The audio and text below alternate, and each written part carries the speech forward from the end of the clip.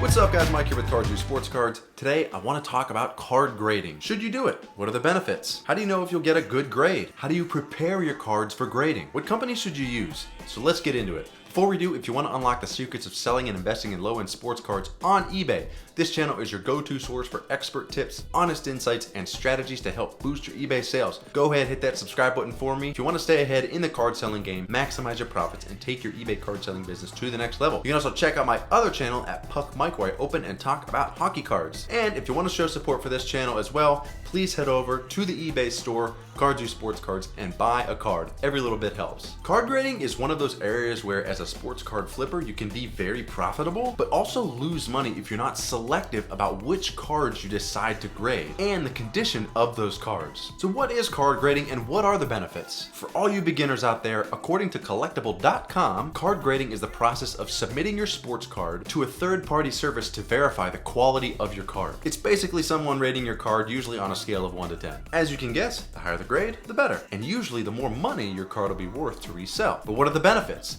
The main benefit of grading your card, if you're a sports card investor, is that it will increase the value of your card if you get a good grade. Now, usually a good grade is considered a 9 or a 10. Anything below that, and it's not impossible to sell the card, but collectors and resellers want a card with the highest grade because usually they're worth the most money. Now, there's a little more forgiveness here for vintage cards, and you may notice a lot of them with grades as low as 2 or 3, even 1 in some cases. Over time, cards just don't hold up in perfect condition, especially if they're not taken care of. So likely a raw card, which is what we refer to non-graded cards as in the sports card industry, that is vintage is not going to bring as high of a grade. So that's the benefit. Someone at a grading card company is placing a somewhat subjectively objective, if that makes sense, rating on your card, which will ultimately correspond to a market value of that card depending on what people are paying for certain grades of that card and player at that time. So that's a little background. Let's answer some questions about card grading. Number 1, should you grade your cards? The first thing most people ask themselves when it comes to card grading is, should you do it? And there's a lot to consider when deciding if you should have cards graded or not. The first thing to consider is, what's your goal? If you're watching this channel, likely your goal is to resell the card for profit. But if you're just a simple collector or you're a card flipper and you have your own collection, should you grade your cards for your own collection if you're not going to resell them? Ultimately, if you're just going to keep the card in your personal collection and you're never going to resell it, I'm not sure what value there is in having the card graded other than having it in a fancy case. I guess it would be kind of cool to know the card has a certain rating whether you plan to resell it or not. Like if it got a 10 grade, you'd have a perfect card in your collection. And that is kind of cool even if you're not trying to make money on it. But if your goal is to make money flipping sports cards, then grading sports cards should definitely be something that you do. Now, you don't have to grade cards to make money. Probably 95% of the cards that I've sold have been ungraded cards. But usually if you get a good grade and the card is sought after well enough, you can get a better return on it than you would if it was just a raw card. So in general, as a collector, should you grade your cards? Up to you. As a reseller or flipper, should you grade your cards? Definitely. The second thing you should consider when it comes to card grading is, what cards should you grade? If you look at graded sports cards on eBay, there's literally a huge range of cards. From simple base cards to more rare numbered cards or autographs. Ultimately, the question you're trying to answer when deciding to grade a card is there a collector or reseller who would buy this card graded at a 9 or 10? If the answer is yes, even if it's a simple base card, then I could see a case for grading the card. But you do have to consider that those cards are usually less sought after than more rare cards and also could have a bigger supply in the market. So even if the answer to that question is yes, you might have a harder time selling less popular or more low-end cards, even if it's graded at a 10. I personally probably wouldn't grade a simple base card unless it was like of a real popular player like a Gretzky or something. I do have some lower-end Crosby in my to be graded pile, but on the other end of the range is more rare cards like I mentioned. These are usually the better ones to grade because there are typically less of them in the market. More rare cards like number cards to 99, 50, 25, autographs, patches, or a numbered autographed patch would be great options to grade that card. I recently had a Joe Sakic Young Guns Legends Canadian exclusive number to 25 graded. There it is right there. It's up in the eBay store if anybody wants to check it out. Now, I knew this was not going to get a 10, but I figured it would get at least a 9. And the card is rare enough, there's only 25 copies of it,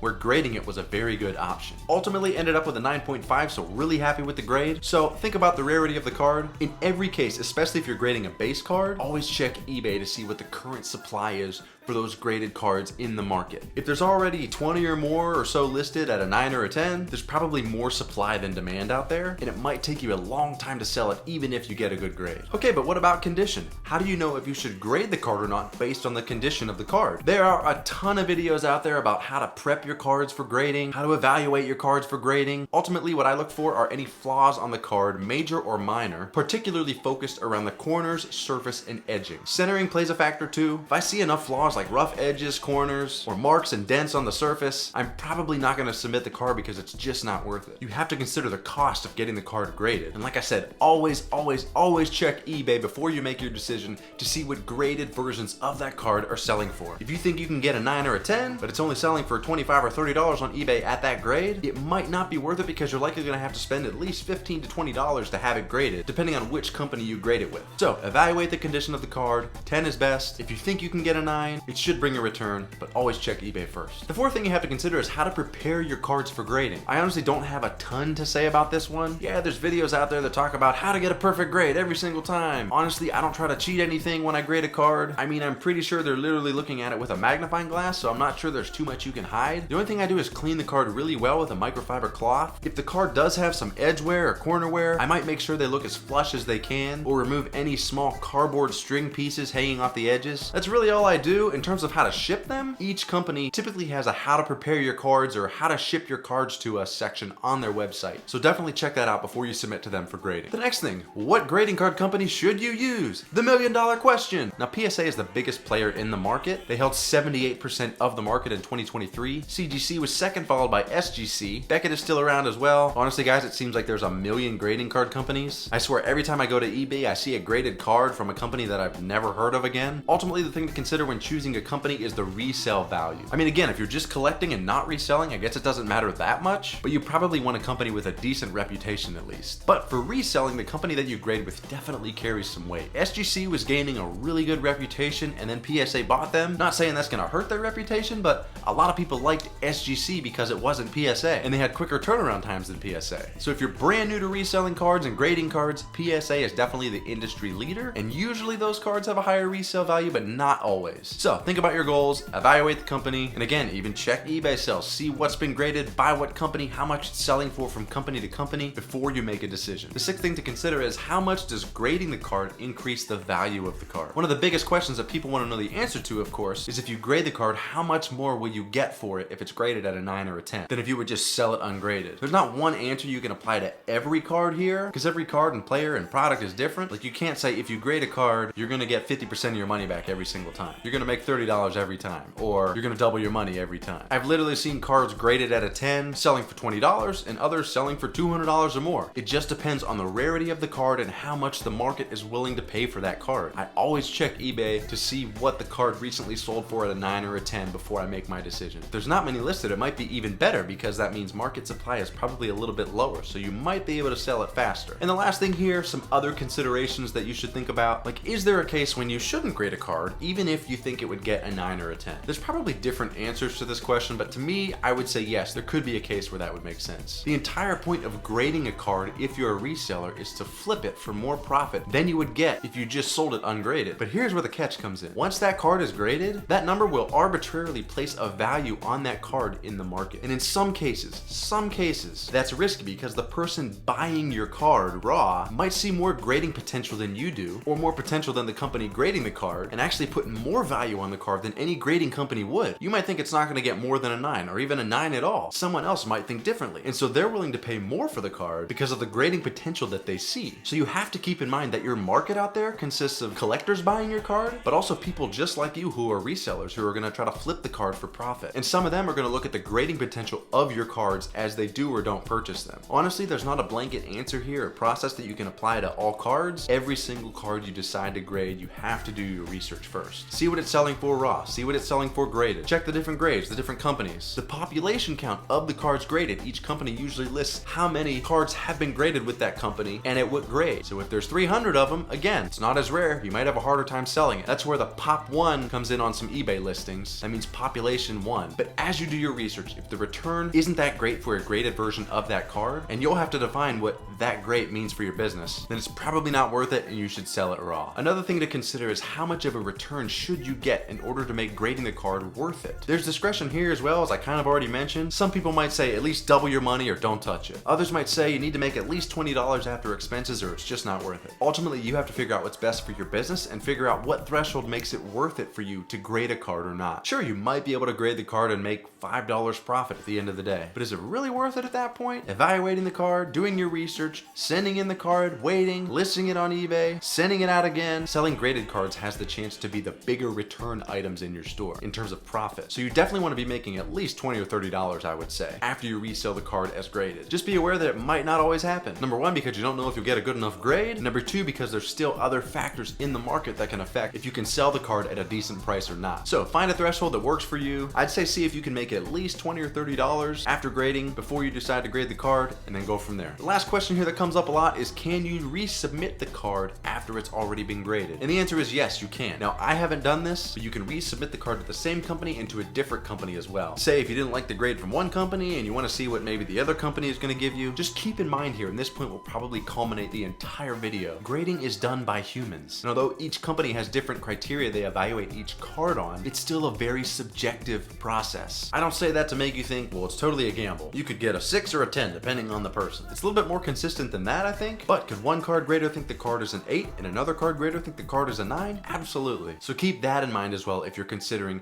resubmitting a card that was already graded. That's it, guys. I hope you enjoyed this video talking about some graded cards. I have a pretty big pile of cards I want to get graded, but taking my time deciding which ones I want to grade next. As always, if you want to unlock the secrets of selling and investing in low-end sports cards on eBay, this channel is your go-to source for expert tips, honest insights, and strategies to help boost your eBay sales. Go ahead and hit that subscribe button for me so you can stay ahead in the card selling game, maximize your profits, and take your eBay card selling business to the next level. You can also check out my other channel at Puck Mike, where I open and talk about hockey cards. And again, don't forget, head on over to the eBay store, buy a card, every little bit helps. Thank y'all so much for watching. I'll see you in the next video.